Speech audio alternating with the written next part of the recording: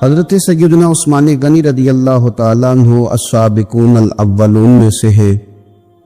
بڑے ابتدائی ایام میں جن لوگوں نے کلمہ پڑھ لیا تھا ان میں سے آپ کا شمار ہوتا ہے۔ آپ ایک بڑے بہترین، سمجھدار اور زیرک قسم کے تاجر تھے۔ اللہ تبارک و تعالیٰ نے مال میں بڑی وسعت عطا فرمائی تھی، اس کے ساتھ ساتھ بڑا حسن و جمال تھا، بڑے خوبصورت تھے۔ اللہ تبارک و تعالیٰ نے اپنی ان نعمتوں سے آپ کو سرفراز فرما رکھا تھا، لیکن جو چیز آپ کے اندر اللہ تعالیٰ نے بہت زیادہ بڑھ چڑھ کے اللہ نے آپ کو عطا فرمائی تھی، وہ آپ کی فیاضی ہے، آپ کی سخاوت ہے، آپ کا خوف خدا ہے، اور آپ کے وجود کے اندر، آپ کے ذہن کے اندر، آپ کے لہجے کے اندر اللہ تبارک و تعالیٰ نے شرم و حیا کو کوٹ کوٹ کے بھرا ہوا۔ ہمارا زمانہ جو ہے یہ بے باک لوگوں سے بھرتا جا رہا ہے، حیا تیزی سے رخصت ہو رہی ہے، نہ ہمیں حیا رہ گیا ہے بزرگوں کا، نہ علماء کا، نہ حیا رہ گیا ہے مشائخ کا، نہ حیا رہ گیا ہے اپنے بڑوں کا، حتیٰ کہ زبانیں کھلتی ہیں تو وہ اولیاء اللہ کا بھی حیا نہیں کرتے۔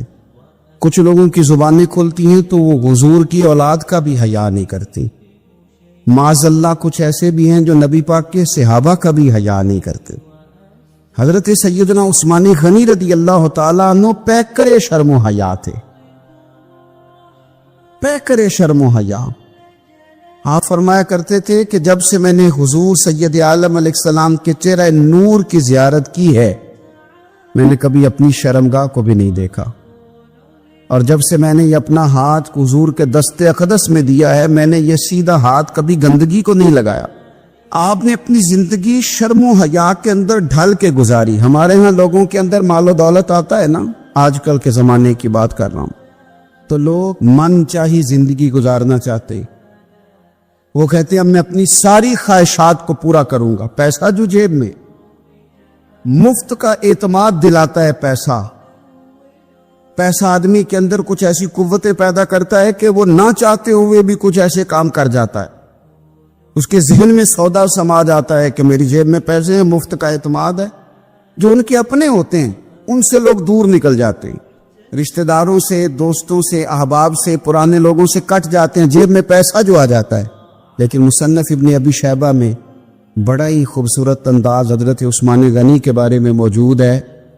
فرمایا صحابہ نے کہ حضرت عثمان غنی کو اللہ نے گرچہ مال بڑا دیا تھا، لیکن وہ سب سے بڑھ کر اپنی شرمگاہ کی حفاظت کرنے والے تھے، اور سب سے بڑھ کر اپنے رشتہ داروں کے ساتھ صلہ رحمی کرنے والے۔ بھلایا نہیں کسی چیز کو، انہوں نے اپنے آپ کو شرم و حیا میں ڈھال کے رکھا۔ حضرت عثمان غنی رضی اللہ تعالیٰ عنہ کے بارے میں کسی نے بڑے خوبصورت جملہ کہا ہے، اس نے کہا ہے جب بھی کوئی شرم و حیا پہ دیوان لکھے گا تو لازم ہے کہ وہ سیرت عثمان لکھے گا۔ کائنات والے جب بھی شرم و حیا پر کچھ تحریر کریں گے تو وہ سیدنا عثمان غنی پر لکھیں گے۔ مزاج میں شرم، مزاج میں حیا، طبیعت کے اندر اللہ تبارک و تعالیٰ نے ان کے یہ خوبصورتی رکھی۔ بندہ جو چیزیں بیان کرتا ہے، جن کو آگے وہ جن کا ابلاغ کرتا ہے، یقینی سی بات ہوتی ہے کہ ان چیزوں سے اسے بڑا پیار ہوتا ہے، تو وہ چیزیں وہ دوسروں تک بھی پہنچاتا ہے۔ حضرت عثمان غنی رضی اللہ تعالیٰ عنہ نے نبی رحمت صلی اللہ علیہ وسلم سے کچھ چیزیں لے کر امت کو پہنچائیں۔ کچھ روایات ہیں حضرت عثمان غنی کی، آپ کی کچھ مرویات ہیں کہ ہماری تربیت کے لیے، ہماری اصلاح کے لیے بڑی ضروری ہیں۔ پہلی بات حضرت عثمان غنی رضی اللہ تعالیٰ عنہ ہم تک پہنچاتے ہیں، فرماتے ہیں میں نے رسول پاک صلی اللہ تعالیٰ علیہ وسلم سے اپنے کانوں سے سنا ہے، میرے کریم نے فرمایا تھا جو اس بات کا یقین رکھتا ہو کہ نماز برحق اور واجب ہے، فرمایا رب اس بندے کو جنت میں داخل فرمائے گا۔ اگر یقین کامل حاصل ہو جائے کہ نماز میرے اوپر ضروری ہے اور میں نے وقت پہ پڑھنی ہے اور میں نے اس کو ادا کرنا ہے، نماز کے ساتھ دلچسپی۔ اپنا حضرت عثمان غنی کا حال یہ تھا کہ عشاء کی نماز کے بعد وہ مصلی پہ کھڑے ہوتے تھے، 2 رکعتوں کی نیت باندھتے تھے، 15 سپارے ایک رکعت میں پڑھ دیا کرتے تھے، 15 دوسری رکعت میں پڑھ دیا کر۔ لوگوں کی توجہ دلا رہے ہیں عبادت پہ۔ حضرت سیدنا عمر فاروق رضی اللہ تعالیٰ عنہ کا وصال ہو گیا۔ حضرت عثمان غنی رضی اللہ تعالیٰ عنہ بعد میں جب امیر المومنین بنے تو آپ نے حضرت عمر کی ایک بیوہ کے ساتھ نکاح کیا، تو وہ خاتون عرض کرنے لگی کہ آپ نے میرے ساتھ نکاح کیا ہے، میں تو اب بڑھاپے کی حالت میں ہوں، کوئی خدمت نہیں کر سکتی، میرے ساتھ نکاح کرنا۔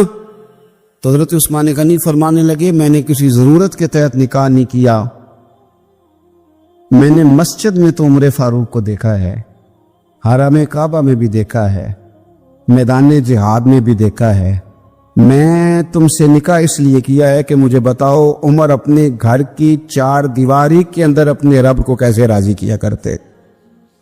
ان کا جو رات مصلی پہ بیٹھنے کا طریقہ تھا، تلاوت قرآن مجید کا جو انداز تھا، میں وہ سیکھنا چاہتا ہوں۔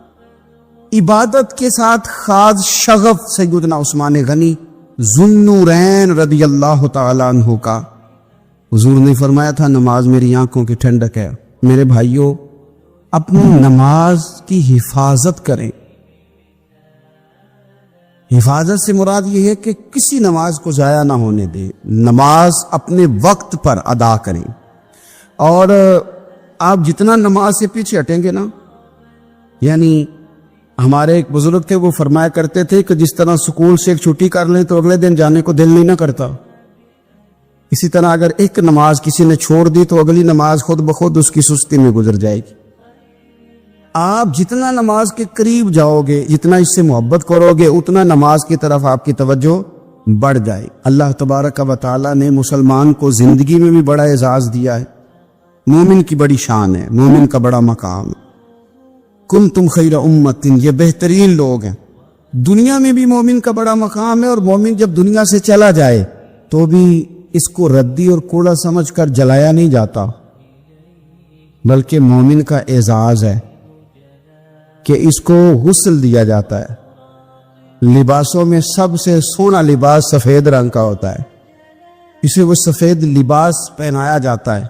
اور آپ دیکھیے آج یہ جا رہا ہے قبر میں، تو ہاتھوں پہ اٹھا کے بھی لے جایا جا سکتا تھا، کسی گاڑی میں رکھ کے بھی لے جایا جا سکتا تھا، لیکن یہ رسول اللہ کا کلمہ پڑھنے والا ہے نا، اس کی شان ہے کہ اسے کندھوں پہ اٹھا کے لے جایا جاتا ہے، اور اسے لے جا کے قبر کے اندر رکھا جاتا ہے جہاں خدا کی رحمتیں بڑھ کر استقبال کرتی ہیں۔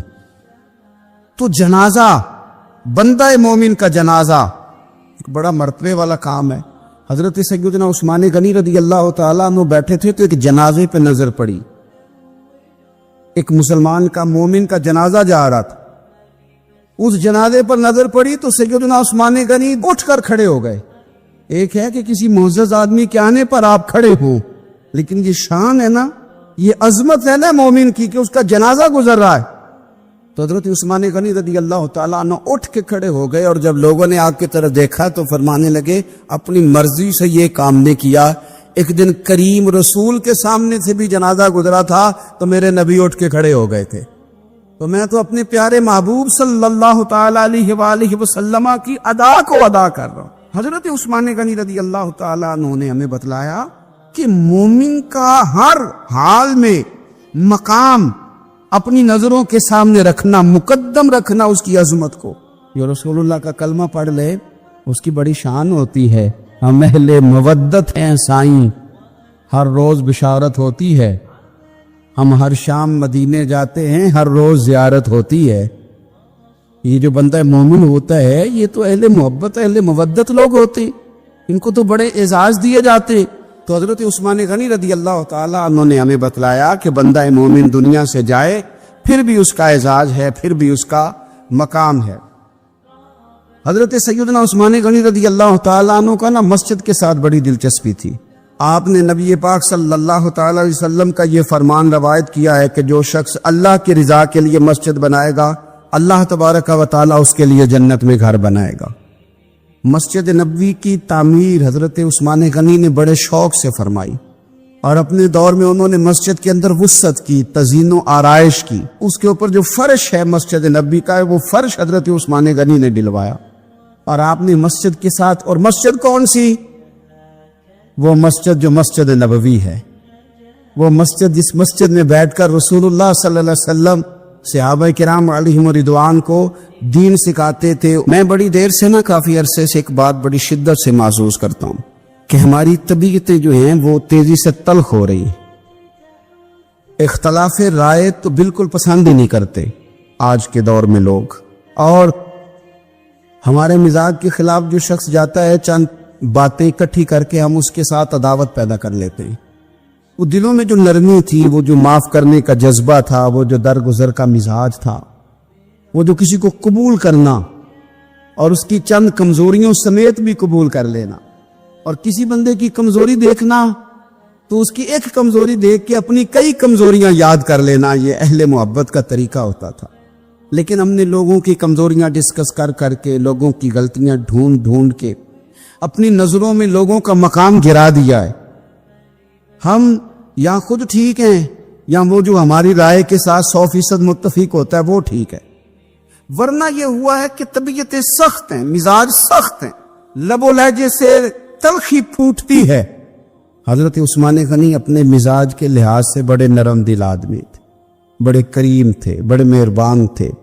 بڑا اللہ تبارک و تعالیٰ نے انہیں نرم مزاجی عطا فرمائی تھی. حضرت عثمان غنی رضی اللہ تعالیٰ عنہ حدیث روایت کرتے ہیں، مسند امام محمد بن حنبل میں موجود ہے. فرماتے ہیں میں نے نبی پاک صلی اللہ تعالیٰ علیہ وسلم کو یہ فرماتے ہوئے سنا ہے، میرے کریم محبوب فرمانے لگے وہ شخص جنت میں ضرور داخل ہوگا جو نرم مزاج ہے.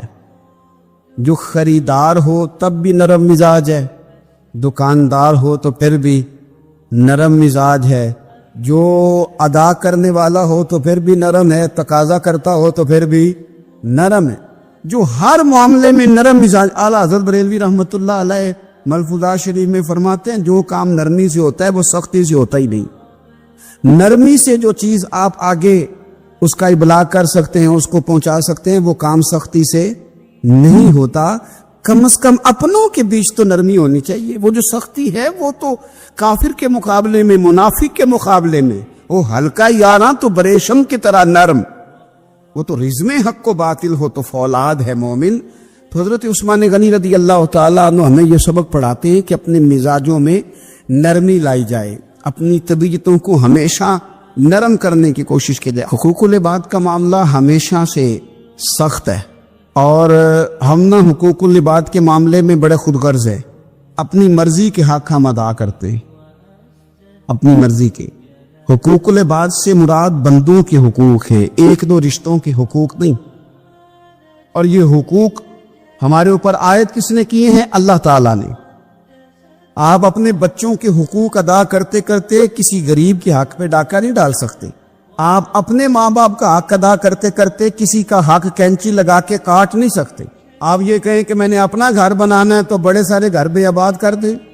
جس طرح اپنے بچوں کا آپ پر حق ہے، اسی طرح ملت کے بچوں کا بھی تو حق ہے. جس طرح آپ کا اپنا گھر آپ کے لیے بڑا اہمیت کا حامل ہے، اسی طرح سے جو باقی گھر ہیں وہ بھی تو اہمیت کے حامل ہیں. ہم نے یہ کیا کہ دو چار حقوق اپنے ذہن میں بٹھا لیے، اور اسلام جو حقوق کی وسعت بیان کرتا ہے، آپ کو پتہ ہے نبی پاک صلی اللہ تعالی علیہ وسلم نے رستوں کے بھی حقوق بیان کیے، رستوں کے بھی حقوق بیان کیے، جانوروں کے بھی حقوق بیان کیے. حضرت عثمان غنی رضی اللہ تعالی عنہ حدیث روایت کرتے ہیں اور ہماری توجہ دلاتے ہیں. آپ فرماتے ہیں کہ یاد رکھنا، دنیا کے اندر اگر تم نے کسی کا حق ضائع کیا تو قیامت کے دن تمہیں اس حق کا بدلہ دینا پڑے گا. آپ فرماتے ہیں میں نے خود نبی پاک علیہ السلام سے یہ سنا ہے کہ اگر سینگ والی بکری نے بغیر سینگ والی بکری کو مارا تو قیامت کے دن اسے بھی بدلہ دینا پڑے گا. اگر سینگ والی بکری نے بغیر سینگ والی بکری کو تکلیف دی تو وہ بھی قیامت کے دن اسے بھی استفسار کیا جائے گا، پوچھا جائے گا. تو بھائی ہمیں خیال کرنا چاہیے. حقوق العباد کا معاملہ بڑا نازک ہے، بڑا باریک ہے، بڑا محتاط ہو کر کے چلنے کی ضرورت ہے. کسی جگہ بھی حقوق العباد کے مسئلے میں اپنے آپ کو کمزور نہ کریں. کوشش کریں جس حد تک ہو سکے آپ نازک مزاجی کے ساتھ حقوق کے معاملے کا خیال کریں. اب کسی نے افواہ پھیلا دی کہ حضرت عثمان غنی کو شہید کر دیا گیا. نبی پاک علیہ السلام تک بھی خبر آئی. حضور جانتے تھے ہمارا دل نہیں کرتا کوئی انتشاری بات کرنے کو، لیکن جب لوگ کرتے ہیں تو پھر دل کو تکلیف ہوتی ہے. اب یہاں سب نے لکھا ہے کہ نبی پاک صلی اللہ علیہ وسلم کو خبر ملی، حضور پریشان ہوئے، صحابہ کو مشورے کے لیے بھی بلایا، بیعت رضوان بھی ہوئی. اگر علم غیب ہوتا، یہ سارا کچھ نہ ہوتا، اور میں نے کہا خدا کے بندے اگر حضور اپنا علم غیب اس وقت ظاہر کرتے تو حضرت عثمان کے لیے قرآن کی آیتیں نہ نازل ہوتی، اس بیعت کے تذکرے نہ ہوتے. ہر بات پہ لوگ معاذ اللہ تعالی. اب دیکھیے نا یہاں یہ جملہ چھوڑنے کی کیا ضرورت ہے؟ تم قوم کو کیا دے رہے ہو؟ لوگوں کو کیا بتا رہے ہو کہ نبی پاک علیہ السلام اندھیرے میں بیٹھ کے فیصلے کر رہے تھے؟ کیا بتا رہے؟ آج انٹیلیجنس کی رپورٹس بتا دیتی ہیں کہ وہ فلاں کس طرح کا ماحول ہے اور آپ نے کس طرح کرنا ہے، تو تمہیں اپنی خفیہ ایجنسیوں کے مطابق تم فیصلہ کرو تو کہتے ہو ہم بھئی اندھیرے میں فیصلہ نہیں کر رہے، ہمیں رپورٹ ہے تو فیصلہ کر رہے. اور نبی پاک علیہ السلام کے بارے میں تم لوگوں کو یہ بتا رہے ہو کہ حضور اندھیرے میں فیصلہ کر دیتے تھے، پتہ ہی نہیں تھا. کس طرح کی بات کرتے ہو؟ میرے محبوب پاک علیہ الصلوۃ والسلام فرماتے ہیں کہ اللہ تبارک و تعالیٰ نے مجھے اس طرح کا علم عطا فرمایا ہے کہ جو تمہارے ذہن میں ہو مجھ سے پوچھو، میں فوراً تمہیں جواب دوں گا. لیکن لوگ اڑ گئے ہیں، کیا کیا جائے؟ اور عجیب فلسفہ ہے، یہاں بھی گرہ لگا دی. پتہ ہوتا تو یہ سارا. اور میں نے کہا خدا کے بندے اگر یہ سارا کچھ نہ ہوتا تو پھر یہ آیتیں کیسے نازل ہوتی؟ پھر صبح قیامت تک حضرت عثمان غنی کی عظمتوں کا کیسے پتہ چلتا؟ جب خبر ملی نا کہ حضرت عثمان غنی کو شہید کر دیا گیا تو حضور نے صحابہ کو بلایا، فرمایا آؤ میری بیعت کرو. حالانکہ بیعت پہلے ہو چکی، آؤ دوبارہ بیعت کرو. یا رسول اللہ کس چیز کی بیعت کرنی ہے؟ تو نبی پاک نے فرمایا میرے ہاتھ پہ بیعت کرو کہ ہم عثمان غنی کے خون کا بدلہ لیے بغیر یہاں سے جائیں گے نہیں. ہم عثمان کے خون کا بدلہ لیے بغیر یہاں سے جائیں گے. اور حوالہ کسی نے دیکھنا علامہ اسماعیل حقی کا تو میں دکھاؤں گا. جس شخص نے دوڑ کر سب سے پہلے نبی پاک کی بیعت کی وہ مولا علی شیر خدا تھے. کہ یا رسول اللہ جانا ہی نہیں عثمان کے خون کا بدلہ لیے بغیر. سب سے پہلے شیر خدا آگے بڑھے. آج لوگ انہی لوگوں میں اختلاف دکھانے کی کوشش کرتے، صحیح نہ حاصل کرتے. سب سے پہلے دوڑ کر حضرت شیر خدا آگے بڑھے کہ حضور میں بیعت کرتا ہوں. نبی پاک نے صحابہ کے ہاتھوں میں بیعت ہو رہی ہے. یہ وہ والا واقعہ نہیں جو اس چوک میں پیش آیا تھا، یہ وہ والا واقعہ نہیں جو میرے ساتھ ہوا تھا تو میں آپ کو سنا رہا ہوں. یہ وہ والا واقعہ ہے جو رب کو اتنا پسند آیا کہ اللہ نے قرآن پاک میں بیان فرما دیا ہے. اس کی اہمیت کا اندازہ لگایا کہ رب کریم کو اتنا محبوب ہے یہ انداز کہ قرآن میں بیان کیا. ایک درخت تھا، کانٹوں والا درخت، اس کو شارحین نے لکھا ہے. کچھ لوگ کہتے ہیں بیری کا درخت تھا. نبی پاک درخت کے نیچے بیٹھ گئے، فرمایا بیعت کرو سارے. کن کے لیے بیعت ہو رہی ہے؟ حضرت عثمان غنی کے لیے. ایک بیعت دین کے لیے ہوئی، قرآن کے لیے ہوئی، حدیث کے لیے ہوئی، اللہ کی توحید کے لیے. اور آج نئے سرے سے بیعت ہو رہی ہے. کس کے لیے؟ بول کے بتائیے. حضرت سیدنا عثمان غنی رضی اللہ تعالیٰ عنہ، اس شخص کی عظمت کا کوئی اندازہ کر سکتا جن کے لیے نبی پاک نے خاص کر کے تخصیص کر کے ایز اے اسپیشل بیعت لی. اور صحابہ نے جب بیعت کی تو اللہ کو اتنی پسند آئی کہ قرآن مجید کی سورہ فتح کی آیت نمبر 18 میں بیان کیا. فرمایا لقد رضی اللہ عن المؤمنین اذ یبایعونک تحت الشجرہ. فرمایا محبوب تحقیق اللہ ان مومنوں سے راضی ہے جو درخت کے نیچے آپ کی بیعت کر رہے تھے. تحقیق اللہ ان سے راضی ہوا، ان ایمان والوں سے جو درخت کے نیچے آپ کی بیعت کر رہے تھے. درخت کے نیچے تحت الشجرہ. قرآن مجید کے الفاظ اگر آپ غور کریں گے تو آپ کو حضرت عثمان غنی کی عظمت کا پتہ چلے گا، اور اس واقعے کی حساسیت کی آپ کو سمجھ آئے گی کہ بیعتیں تو مسجد میں بھی ہوئی، لیکن نام لے کے نہیں کہا محبوب جنہوں نے مسجد میں بیعت کی. نام لے کے نہیں کہا، حالانکہ وہ بیعتیں بھی اللہ کو بڑی محبوب ہے. بیعتیں تو میرے بھائی نبی پاک نے بیت اللہ شریف کے پاس بھی کی، مسجد نبوی میں بھی کی، لیکن یہاں نام لے کر کوئی بھول نہ جائے. کسی نے کہہ دینا تھا کوئی اور بیعت تھی جی، لوگ شرح کر رہے ہیں نا مرد، وہ تو کسی اور کی بیعت. نام لے کے کہا محبوب تحت الشجرہ. وہ جو درخت کے نیچے بیعت ہوئی، وہ جو بیعت درخت کے نیچے ہوئی، اور جنہوں نے بیعت کی لقد رضی اللہ عن المومنین، تحقیق اللہ ان مومنوں سے راضی ہو گیا۔ اللہ ان مومنوں سے، صحیح بخاری صحیح مسلم میں صحابہ نے پوچھا یا رسول اللہ اللہ کس طرح راضی ہوا ہے؟ فرمایا آج جس نے میرے ہاتھ پہ بیعت کی ہے رب کریم نے وعدہ کر لیا ہے سب کو جنت عطا فرمائے گا، جنتی ہو گئے سارے۔ حضرت عثمان غنی رضی اللہ تعالیٰ عنہ کی یہ عظمت، یہ شان قرآن پاک نے بیان کر دی کہ حضرت عثمان کے نام پر صحابہ جمع ہوئے، اللہ تبارک و تعالیٰ نے اس واقعے کا ذکر قرآن مجید میں فرما دیا۔ حضرت ابو بکر صدیق کا زمانہ تھا تو ایک شخص ملک شام کا رہنے والا، بڑا قرضہ چڑھ گیا اس پہ، تو وہ حضرت ابو بکر صدیق کے پاس آیا، کہنے لگا آپ امیر بھی ہیں اور امیر بھی ہیں، دونوں باتیں، ایک امیر یہ ہے کہ مسلمانوں کے سربراہ ہیں اور دوسرا اللہ نے آپ کو مال و دولت بھی عطا فرمایا ہے، تو میرے اوپر وہ قرضہ چڑھ گیا تو مہربانی فرمائے۔ وہ کہتا حضرت صدیق اکبر نے میرا ہاتھ پکڑا، گھر کے اندر لے گئے، باہر سے دروازہ بڑا اعلیٰ تھا لیکن گھر کے اندر گیا تو چارپائی بھی کوئی نہیں تھی، کھجور کی چٹائیاں بچھی ہوئی تھی، کھجور کی چھال کی، اور وہ بھی پھٹی ہوئی۔ فرماتے سیدنا صدیق اکبر نے بٹھا لیا مجھے اور مجھے کہنے لگے یار تجھے ایک عجیب بات نہ بتاؤں؟ تو بتائیے۔ فرمانے لگے 3 دن ہو گئے میں نے اناج کا دانہ بھی نہیں کھایا، کھجور کے اوپر گزارا کر لیتا ہوں، میں آج کل حالات میرے ٹھیک نہیں ہیں۔ لگا جی پھر میں کیا کروں؟ تو آپ فرمانے لگے تو عثمان غنی کے پاس جا۔ اس کے پاس؟ وہ شخص کہنے لگا جی مجھے تو بہت سارے پیسے چاہیے۔ تو آپ نے فرمایا تیری سوچ وہاں ختم ہوتی ہے جہاں سے عثمان کی سخاوت شروع ہوتی ہے، تیری سوچ وہاں تو جو سوچتا ہے نا اتنے ملیں گے، تیری ختم ہوتی ہے سوچ جہاں سے عثمان کی سخاوت شروع ہوتی ہے، تو جا۔ کہنے لگا جی آپ کا نام لوں؟ فرمایا ضرورت ہی نہیں پڑے گی۔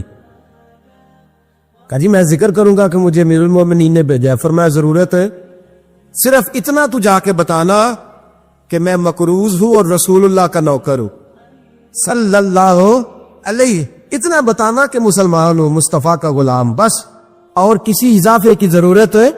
کہا جی وہ دلیل مانگیں گے۔ فرمایا عثمان خیرات کرتے تفتیشیں نہیں کرتا، عثمان اللہ کی راہ میں دیتے ہوئے تفتیشیں 10 روپے دینا اور 100 بات سنانا فقیر کو، تک تو نہیں نا، 10 روپے اور 100 قسم کے تالے نہ دے تو میاں چشم پوشی کر دا، تجھے کس نے اجازت دی ٹٹولنے کی، پھولنے کی اور کرودنے کی؟ یہ حال اگر تیرے ساتھ کیا جائے، رب اگر تجھے ٹٹول کے دے تو تیرا کیا بنے؟ رب کریم اگر تجھے ٹٹول کے دے کہ پہلے بتا نمازیں کتنی پڑھی ہے، سویرے اٹھتا ہے کہ نہیں، تو تیرا کیا حال ہوگا؟ تو ٹٹولتا پھرتا ہے 10 روپے دینے کے لیے۔ حضرت عثمان غنی کی عادت نہیں، وہ شخص کہتا ہے میں چلا گیا، پوچھتا پچھاتا دروازے پہ پہنچا، دروازے پہ دستک دی تو حضرت عثمان غنی کے اندر سے بولنے کی آواز ہے، اپنے بچوں کو ڈانٹ رہے ہیں، کہتے ہیں یار تم لوگ شہد کے اندر، دودھ کے اندر شہد ملا کے پیتے ہو، خرچہ تھوڑا کم کرو، اتنا خرچہ تم نے بڑھا دیا ہے، تم دودھ کے اندر دودھ بھی میٹھا شہد بھی میٹھا، ایک چیز کھا لو، کو بیمار ہو 2 چیزیں استعمال کرتے ہو۔ کہتے ہیں میں نے کہا ابو بکر تو بڑی باتیں بتا رہے تھے، اور اس قسم کے کئی واقعات حضرت عثمان غنی کے ساتھ ہوئے، وہ تو بڑی باتیں بتا رہے تھے اور یہ آدمی دودھ شہد سے لڑائی کر رہا ہے اور مجھے کئی 1000 درہم چاہیے، دینار چاہیے، مجھے دے گا؟ فرماتے اب وہ ڈانٹ کے باہر آئے، میں دروازے پہ تھا، آتے ہی کہنے لگے میں آیا نا تو جب میں نے السلام علیکم کہا تو وہ سمجھ گئے میں مسلمان ہوں۔ کہتا ہے وعلیکم کہا تو پہلا جملہ انہوں نے جو بولا وہ ان کے بڑے پن کا مظاہرہ تھا۔ کہنے لگے بچوں کو ایک بات سمجھانی تھی، آنے میں مجھے 1.5-2 منٹ لگ گئے، تو دروازے پہ کھڑا رہا، مجھے معاف کر دینا۔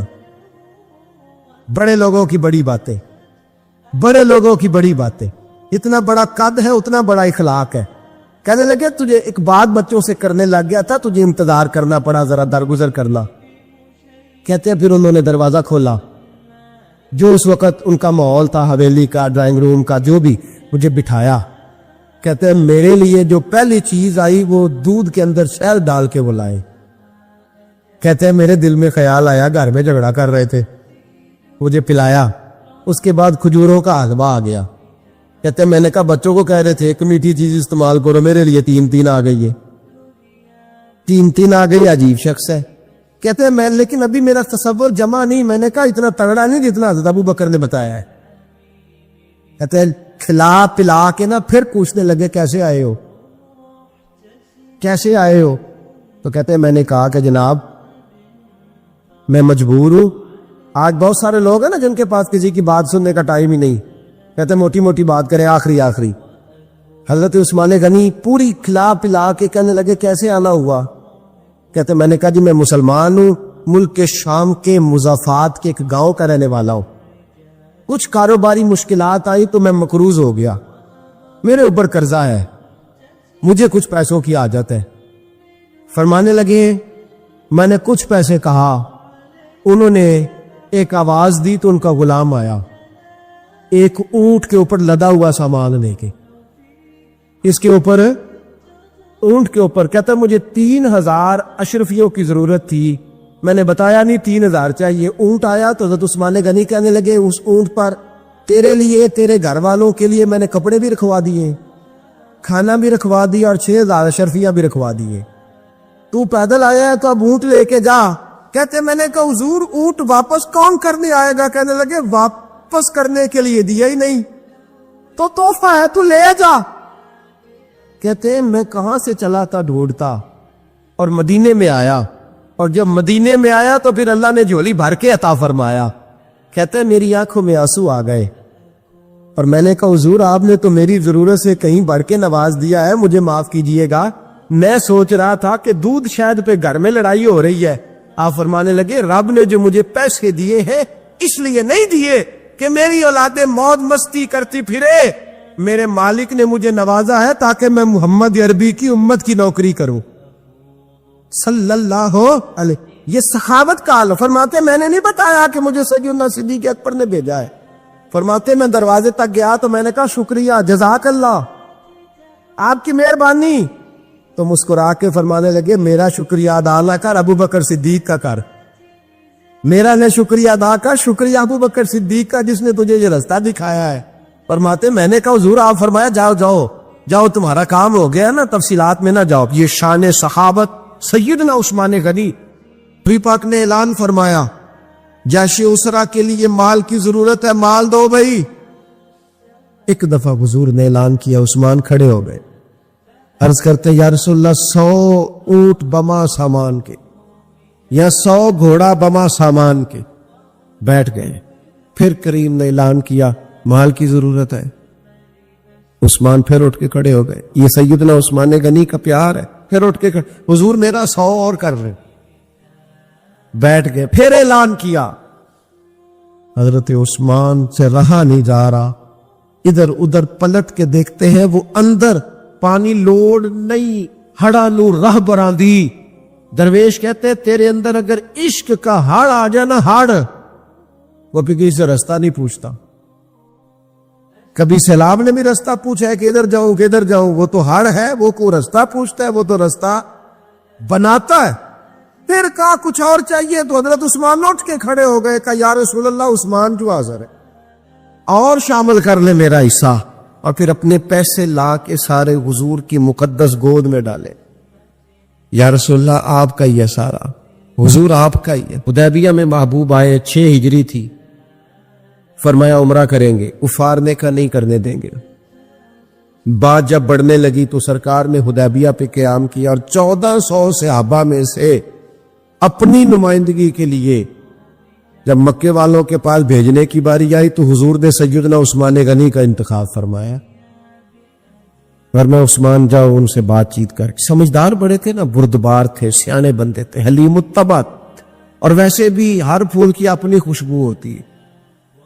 ہر پھول کی, کسی کو خیبر میں بھیجا جاتا ہے تو کسی کو حدیبیہ میں بھیجا جاتا ہے. ہر پھول کی خوشبو اپنی اپنی. جائیے نا, حضرت عثمان تشریف لے گئے. بچھڑے ہوئے تھے بڑے زمانے کے. میں اور آپ صبح و شام دعائیں مانگتے ہیں, یا اللہ بیت اللہ شریف کی زیارت عطا کر, یا اللہ صفا مروہ کے پھیرے نصیب ہو, یا اللہ حجر اسود کی. کتنے لوگ تڑپتے, کتنی خواہش کرے. اور جناب عثمان غنی کا تو پرانا پیار تھا حرم سے, وہ پیدا ہی اس علاقے میں, اور کتنے سال ہو گئے بچھڑے ہوئے. جیسے ہی گئے تو جا کے کہا ابو سفیان سے کہ ہم یہاں جنگ کرنے نہیں آئے، عمرہ کرنے آئے۔ سیدنا عثمان غنی سے ابو سفیان نے کہا یہ ذرا دیکھنا، یہ ہمارے بزرگوں نے عشق کہاں سے لیا ہے۔ حضرت عثمان غنی سے ابو سفیان کہنے لگے وہ سامنے بیت اللہ شریف ہے، طواف کرنا ہے تو کر لو، وہ صفا مروہ ہے آپ نے صحیح کرنی ہے تو کر لو، وہ حجر اسود ہے چومنا ہے تو چوم لو، وہ آب زمزم ہے پینا تو پی لو، لیکن ہم تمہارے نبی پاک کو نہیں یہ کرنے دیں گے۔ سامنے کعبہ ہے، سامنے حجر اسود ہے، سامنے مقام ابراہیم ہے، اور میں نماز پڑھا کہ تے ول ویکھاں، میں نماز پڑھا کہ تے ول ویکھاں، مینوں کعبہ بھول گیا آئی، اب بھول گئیاں نہیں سب صوم صلاتاں، اکو یار دا فکر پہ آئی۔ حضرت عثمان کہنے لگے کعبے کا طواف اور محبوب کے بغیر، صفا مروہ کے چکر اور محبوب کے بغیر، نبی پاک کے بغیر؟ فرمایا نام ہی اسی محبوب کے ساتھ طواف کروں گا جس نے کعبے کا رستہ دکھایا ہے، انہی کے ساتھ صفا مروہ ہوگا جنہوں نے اس کا حسن بتایا ہے، جنہوں نے نماز پڑھا کہ میں تے ول ویکھاں مینوں کعبہ بھول گیا آئی، اب ایکھنا بھول گئیاں نہیں سب صوم صلاتاں، ایک کو یار دا پھر یہاں سے لیا ہے میرے امام، یہاں سے عقیدہ لیا ہے میرے امام نے کہ حاجیو آؤ شہنشاہ کا روضہ دیکھو، حاجیو آؤ شہنشاہ کا، حاجیو آؤ شہنشاہ کا روضہ دیکھو، اور تم کعبہ تو دیکھ چکے ہو، اب کعبے کا کعبہ دیکھو، اور غور سے سن تو رضا کعبے سے بھی آتی ہے صدا، غور سے سن تو رضا کعبے سے بھی آتی ہے صدا، میری آنکھوں سے میرے پیارے کا روضہ دیکھ۔ میرے نبی پاک علیہ الصلوۃ والسلام کے غلام نے کہا